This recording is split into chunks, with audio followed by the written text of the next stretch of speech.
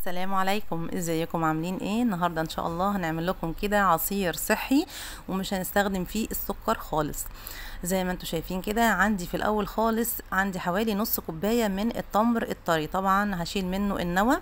لو التمر اللي عندك مش طري ممكن تحطي عليه كوبايه او شويه ميه مغليه كده وسيبيهم ربع ساعه هيطرى معاكي. وعندي موزتين مستويين، هنبدا ان احنا في الخلاط كده نحط فيه الموز مع التمر كده زي ما احنا شايفين. وبعد كده هنستخدم بقى حليب جوز الهند اللي احنا عملناه مع بعض قبل كده، وهفكركم بيه واحط لكم الرابط بتاعه في صندوق الوصف.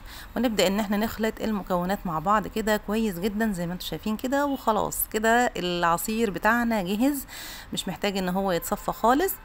عايزه اقول لكم بقى نكهه حليب جوز الهند مع العصير ده يعني في مكان تاني خالص، تحفه جدا، طعمه حلو قوي يعني.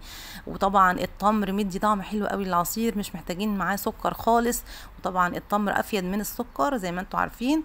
دي كانت وصفتنا النهارده، وصفه سريعه كده لعصير لذيذ وصحي. اتمنى يكون عجبكم، وما تنسوش بقى اللايك والاشتراك في القناه. السلام عليكم.